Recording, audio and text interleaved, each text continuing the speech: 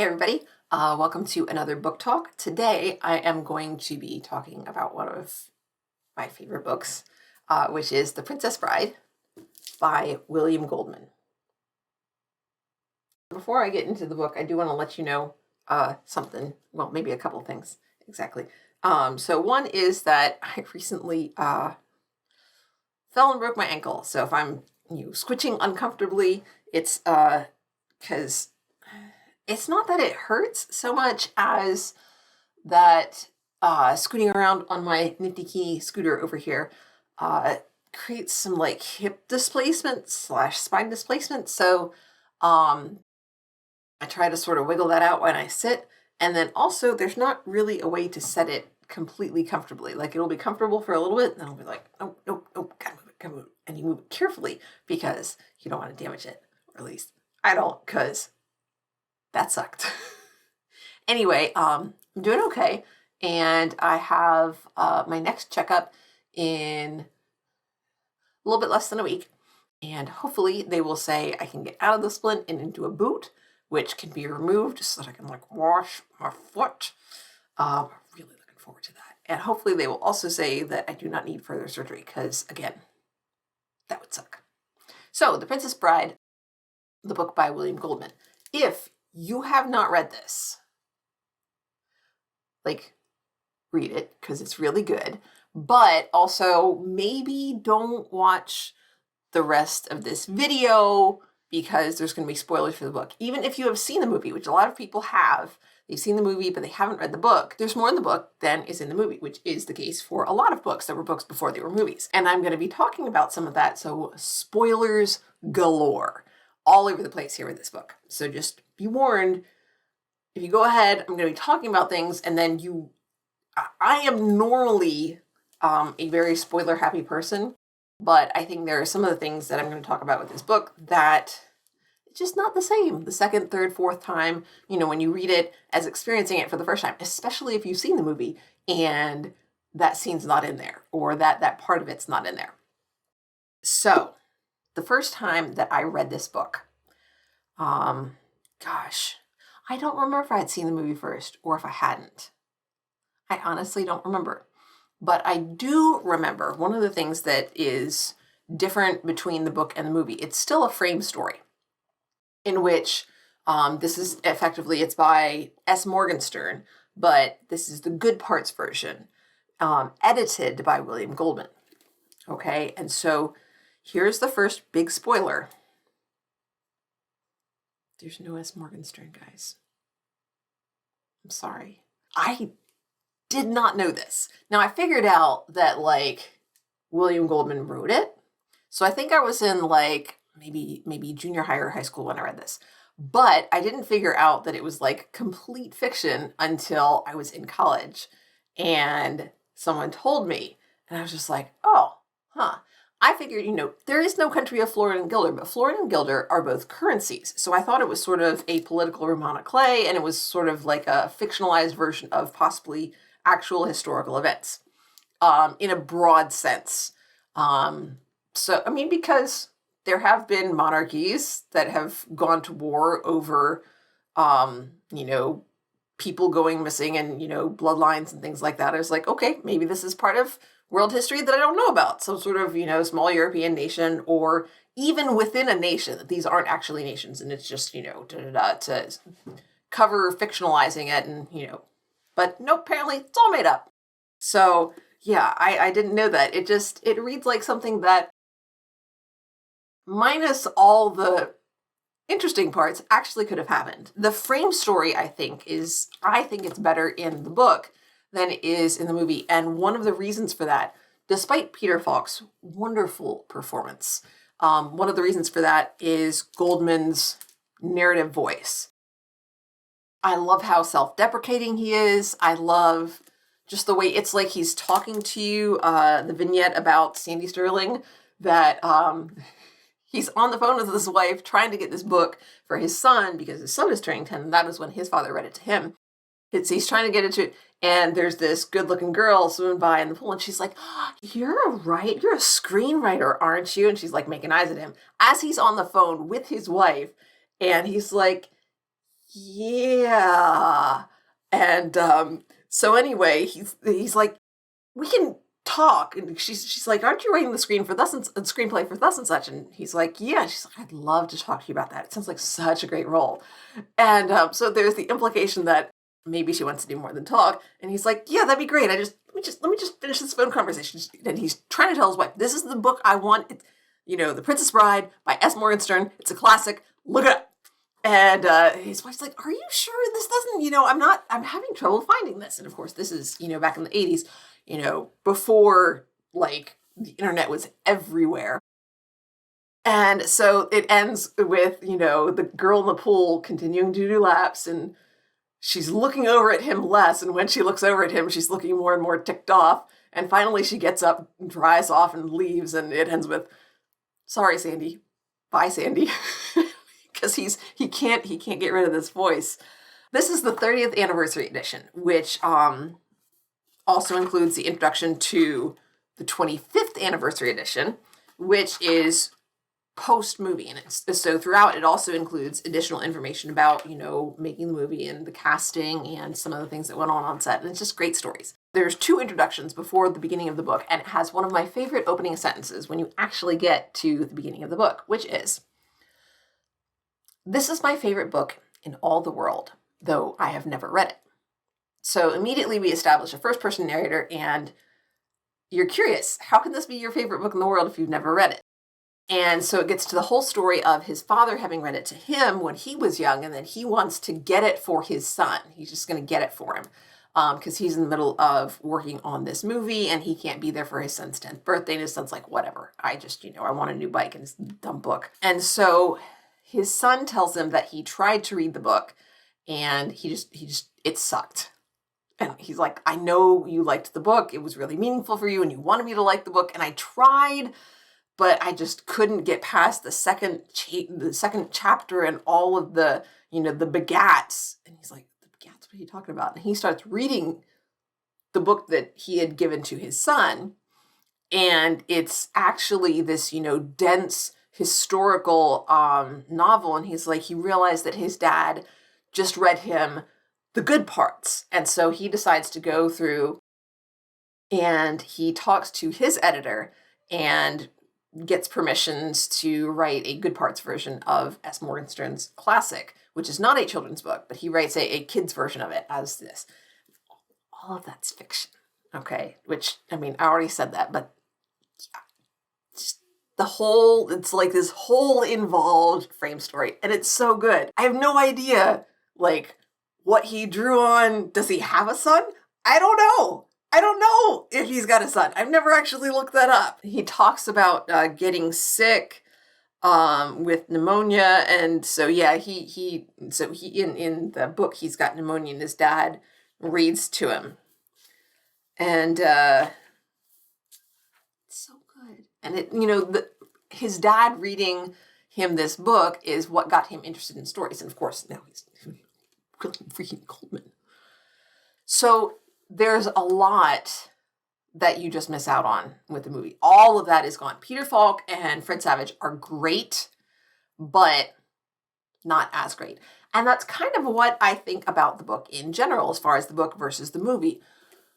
The book does it better in every regard except one, and I'll get to that. You can see the influence of the movie on the cover of the book here, especially with Robin Wright, and then of course the way the man in black is dressed, because he's got the scarf in addition to the mask, which they talk about the mask, but they don't say he's got his head covered. So anyway, so you have all the frame story as setup, and so he goes into here's the good parts version.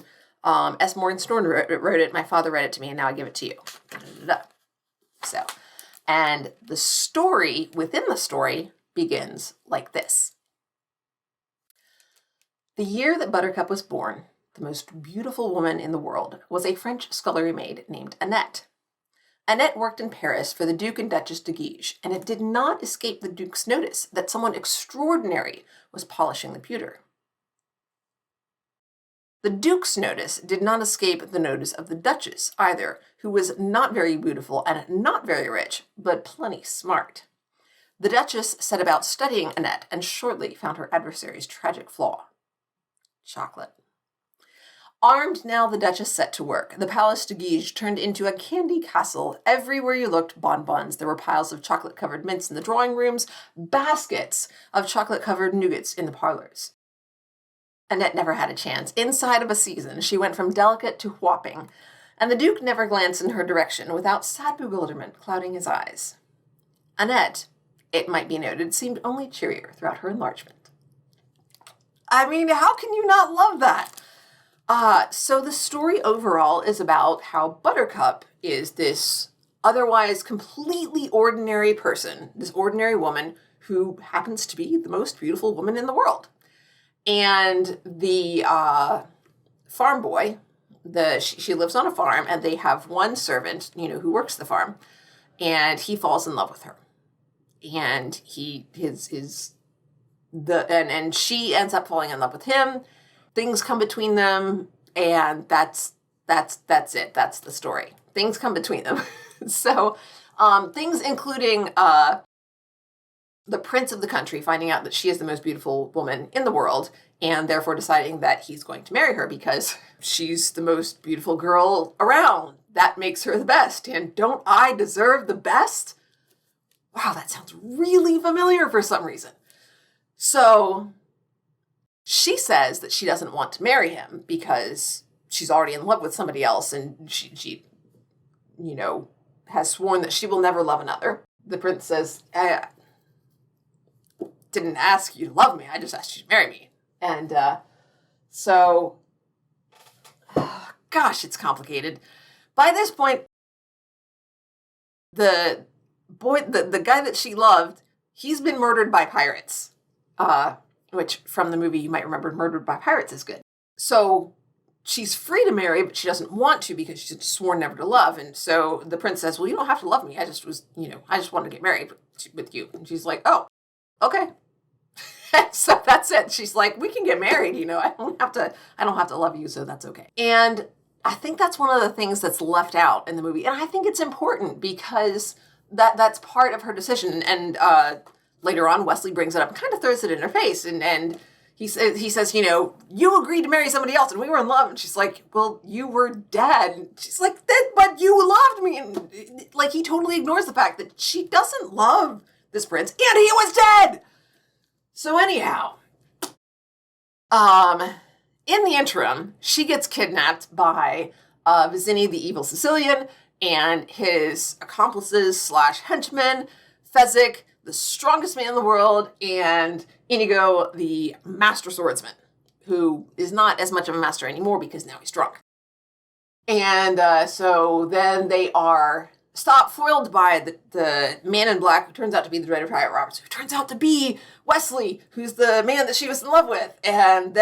But they get captured by the prince, who's like, look, you still agreed to marry me, and I'm going to marry you. And the real reason he wants to marry her is because she's the most beautiful woman in the world, and the people of his country are all going to love her, so that when she gets murdered on their wedding night, and there's evidence that this neighboring country might have been involved, they can go to war. And war is he likes that.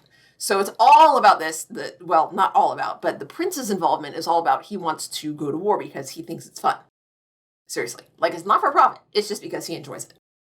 So anyhow, all this stuff happens, and then the prince captures Wesley and, tortures him, and then Indigo is trying to avenge his dead father, and Fezzik, wants to not be sent back to Greenland. It sounds really complicated, but it's really, really a good story. Gosh, it sounds so complicated. Okay, so here are some of the things that I think the book does better. In the sort of sections where they talk about the writing process and where we're pulled out of the story, one of the sections where Goldman talks about casting, he talks about how he wanted you to believe that both Buttercup and Wesley were the most beautiful people in the world. I'm just like, that's not what's in the book. I just want to point that out. I mean, don't get me wrong, Carrie Elvis, nice. But Wesley isn't supposed to be notably good looking. I mean, obviously as, your main character, it's a movie, but that's like not part of it. The main part of Wesley's story is his deep and abiding love for Buttercup and his persistence in doing, you know, what he needs to make sure that they can be together. And so I was sort of like, that shouldn't be as much of a factor. Additionally, I didn't like that they had Robin Wright put on an accent. I just didn't dig the accents, because part of, I think, what makes Buttercup so interesting as a character is that she's beautiful, and that's it. There's a great bit. She likes to go riding, and she names her horse because she's not like dumb, but she's not very creative, and she's not very intelligent, but you know, she's just really pretty. That's really all there is to her. But what makes it interesting is that what changes that is their love for each other. And that is what makes her a more dynamic character. That is what pushes her to do things. And when she decides, you know, what matters and what doesn't, it's about her love for Wesley and his love for her. And so that's what makes her more than just a beautiful woman. And I think that's really interesting. So then you have the supporting characters and the antagonists, who are all each better developed in the book than they are in the movie. You get all of Indigo's backstory in the book, which you don't. You get, it gets alluded to, but you actually get the scenes of Indigo and of Fezzik. You don't for Vizzini, which is interesting. But Indigo's backstory is just beautifully told, and you just don't get it. It got cut, you know. And that's understandable. I mean, most people don't want to, like, you know, it's not Tolkien. It's not like, you know, oh, we're going to sit through 3 hours of this. It's not Tolkien. It's not Shakespeare. It's not, you know, like a legend. It's just a really good book. So some of that got taken out. Fezzik, we learned about, you know, how the reference to my way is not very sportsmanlike, you know, that his interest on playing fair and where that comes from and why he doesn't want to go back to Greenland and his fear of being alone. And it's so good. It's so good. And you miss it. It's not in the movie. You miss it. And you don't even know you're missing it. And the discussion of sword fighting, and if you go back then and watch the movie, you understand why the Man in Black was able to beat Indigo, because it sort of explains it. Not deliberately, but if you look at the styles and you look at sort of where they are, it describes it. And if you've seen the movie, you can visualize it, that once they get into the flat area and the specifically, Indigo is a better swordsman than the Man in Black. But once they're on that flat area, the Man in Black is better in that specific situation. And because he's better and he knows that's the only place where he's better, he controls the fighting so they stay there and he's able to defeat Indigo. And all of that comes through the text and not through the movie. Although the sword fighting scene is still a lot of fun to watch. I have a very visual imagination, so it played out similar. The little flip that he does, that was extra. Kind of fun, not really necessary, I don't think it makes it better, but I don't think it makes it worse. It was just a little bit of fun in there. It's really hard to do justice to the Cliffs of Insanity. I don't think they did, but I don't really know how they could have. The one shot where they're looking up and they just go up and up and up. Yeah, but there's only so much that you can do even with like forced perspective and things like that. So we've talked about Indigo. We've talked about Fezzik. Vizzini. I strongly disagree with the choice to portray Vizzini as a comic character. Not that Wallace Shawn did a great job with it. It's not on him because he does a good job of what he's supposed to do. I don't agree with the directorial choice, you know, because in the book, he talks about just how evil was Vizzini, the Devil Sicilian. Like, no, man, no. And then the whole, like, if you listen to his monologue there about, I can't choose the wine in front of you because of this, and I can't choose the wine in front of me because of that, and then I can't choose the wine in front of you because of this, and I can't choose the wine in front of me because of that. Like, literally, if he continues in that vein, he's got it figured out. He can't choose safely either glass of wine. That's the conclusion. In the book, it tells us that the Man in Black is getting nervous, and that does not come through in the movie. And I think that's a missed opportunity because, you know, Vizzini is supposed to be so smart, and it's played off that he's really not or something. But I think it increases the intensity and the fun if he really is about to figure it out, and then he just decides that he's just going to trick the man in black, and because his overconfidence leads to his downfall, and the man in black being able to win the battle of wits. So by this point, the man in black, who is Wesley, has defeated Fezzik, has defeated Indigo, and then Fezzik, and then Vizzini. And I really would have liked to see Vizzini being, a devilish mastermind, and having Fezzik and Indigo be a little bit afraid of him. But he's not, and I think that was a missed opportunity there. And so Buttercup is left with the man in black, who she believes is the pirate. She says, your callousness gives you away. She believes this is the pirate who has killed Wesley. And so she's not very happy with him. But then she figures out that it really is Wesley, and he tells her about, having grown up as, or not grown up, but he tells her about having been captured by the Dread Pirate Roberts and then taking over for the Dread Pirate Roberts, and the name being the important thing. They decide that to escape Prince Humperdinck and get back to his flagship, which is the Revenge, which is another thing that I absolutely love. I have no idea if Goldman did this on purpose, but one of the most successful pirates of the Golden Age of piracy was Bartholomew Roberts, and his flagship really was the Revenge. And so I feel like he kind of did it on purpose. Like, although he wasn't known as the Dread Pirate Roberts, he was known as Black Bart. Anyway, I choose to think that it is a fun, clever little shadow. Does it matter? Does it affect the story? No, not whatsoever. So they go through the fire swamp, which is okay. It's hard to do that justice. And I think because of budgeting, they kind of didn't. And also, some of it in the book is when they fall, it describes being in the snow sand. But, they're, buried in sand. So it's all description and tactile description, and it's very tactile. And you can't get through the movie. It's just black screen.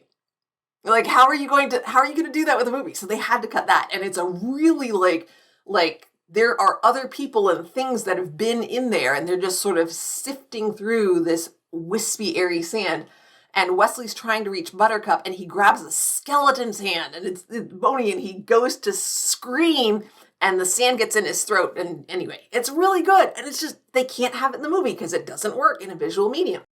So you miss that too. You do get a fun little bit in the book about Goldman being on set. And when they have the fire spurts, he freaks out. He's like, her dress is on fire. And so he's saying this while they're shooting. He's yelling about her dress being on fire.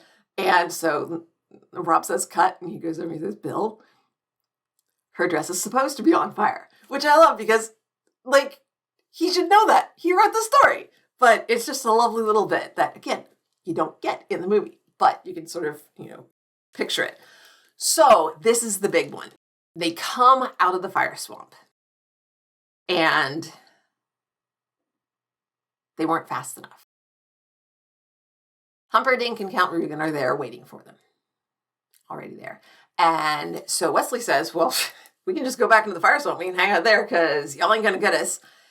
And Wesley and Humperdinck are yelling at each other back and forth, and he's, for the last time, surrender. And Wesley yells, death first. And then Buttercup shouts, do you promise not to hurt him? So they both look at her and are like, what's going on? And she says, if I give myself up, do you promise not to hurt Wesley?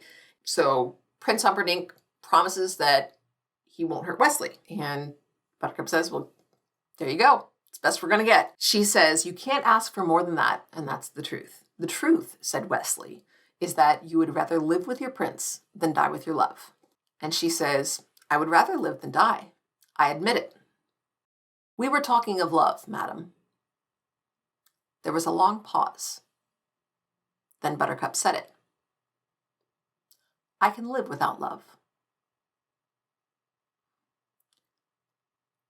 And with that, she left Wesley alone. So anyway, the bit about her, she says to him in the movie, I thought you were dead once and it almost killed me. I could not survive if I thought you died again. And then they go off. But that bit is really important because earlier she hadn't heard from when she heard that his ship was captured by the Dread Pirate Roberts, the one who never leaves any survivors. That was it. That was all she heard from him for 5 years. And he wasn't killed. He was like off being a pirate for 5 years. And he doesn't get in touch with her. Nothing. He let her think that he was dead for 5 years. So that is her saying, I have learned to live without love because of you. And she just wants to know that he's alive. And you miss all of that in the movie. And it's so little. I wish they would have left that in. It's one of my favorite parts of a story. It's just so beautiful. They also take out the bit between Reuben, Count Reuben and the prince. In the movie, the prince turns to Reuben and says, put him in the torture chamber. And Reuben echoes the prince's statement of, I swear it shall be done. And, but sarcastically. But here he says, put him in the torture chamber. And the count says, I actually believed you when you gave your word. And the prince says, I'm not breaking my word. I'm not actually going to hurt him. You're going to torture him. I'll just watch. And so, all of that is still true in the movie, but the dialogue, which is just like spot on, is not there. Again, I'm guessing that's for time because the dialogue in the movie isn't bad, but you miss some of that. Anyway, I just, bummed about that. So additionally, when, another thing that I miss from the book is when Indigo and Fezzik go to rescue the man in black. They obviously don't know that he's Wesley. They do know that his true love is marrying another tonight. So they've connected him to that somehow. I don't really remember how. Anyway, so they go to get him so that he can help Indigo, who wants to get in there because he knows that Count Reuben is the one who murdered his father. So he wants his help for that. Fezzik's just kind of along with Indigo because Fezzik doesn't want to be alone. And their whole adventure of how they, break into the Zoo of Death, it's all in the book and it got cut, again, guess for time. And it's not as good. The wedding is still very good. There's some lines that Buttercup thinks that she says. I think there is an improvement when in the prince's delivery of skip to the end.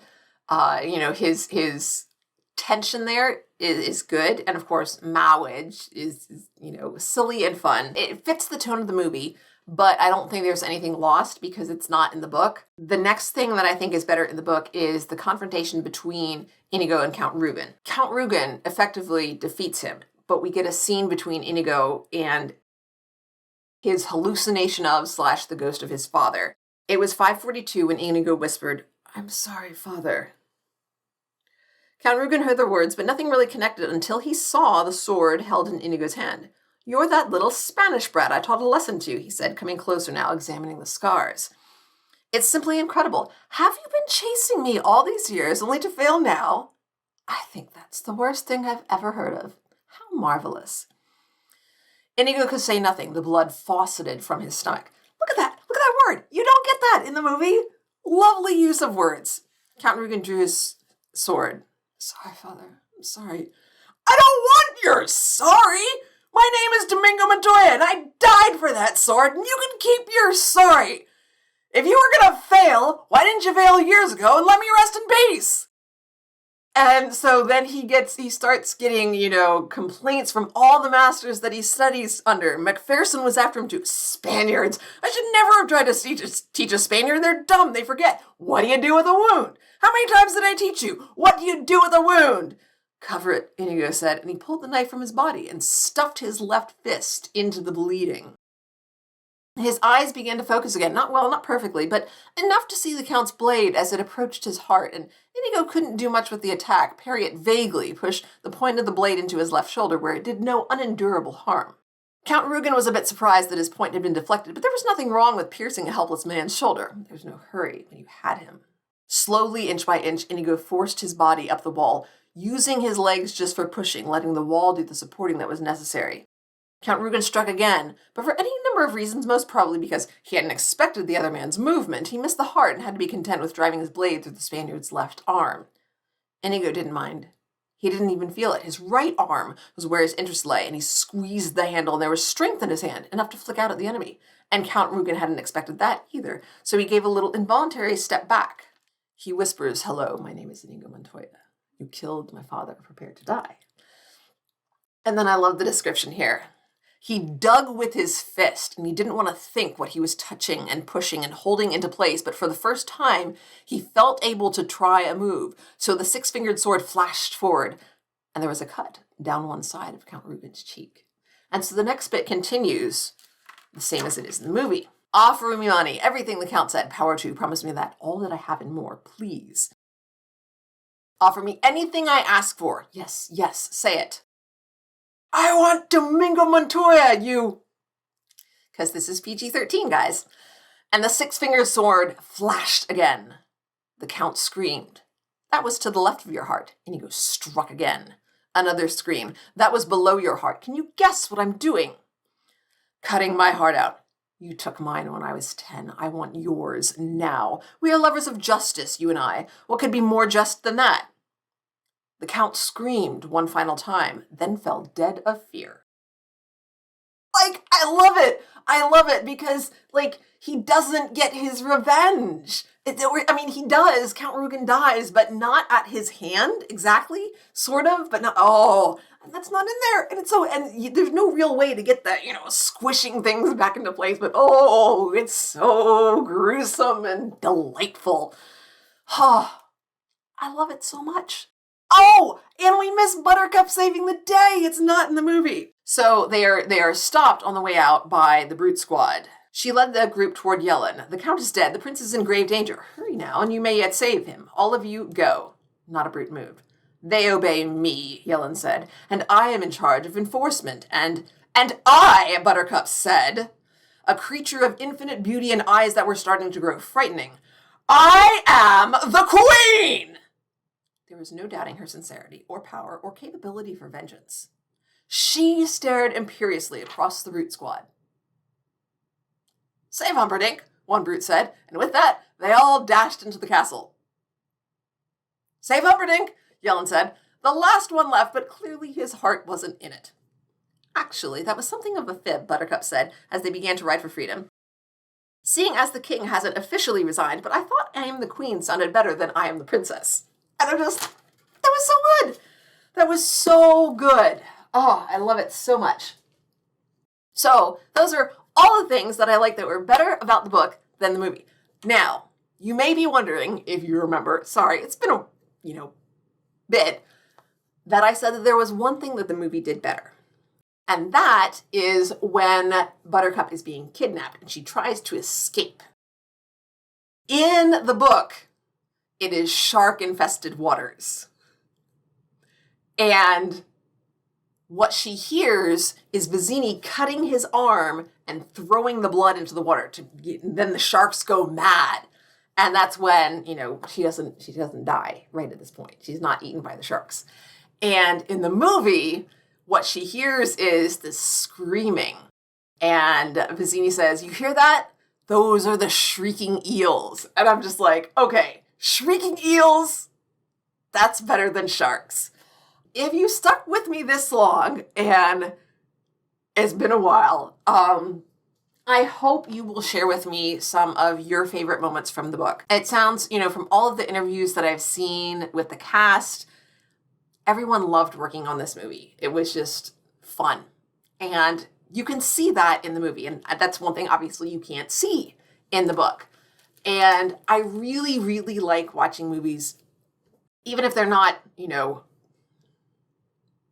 well-made films. I love seeing actors playing, having fun. I love some of the, swoopy crane things, or, the color palettes that are really pushed out there, for effect. Some of the fight choreography, when it gets goofy, sometimes that makes it more fun. It doesn't have to be super realistic for me. I like seeing people have fun with their work. And I think that shows up in the movie. So I hope you will share some of your favorite stories from either the movie or the book in the comments, because you know, I am a sucker for comments. And I would love to hear your stories about book versus movie for this book or other books, things that you thought the book was better than the movie or the movie was better than the book, etc. And other than that, thanks so much for watching. Leave me a comment, and I will see you guys next time. Bye, everybody. Thanks for watching.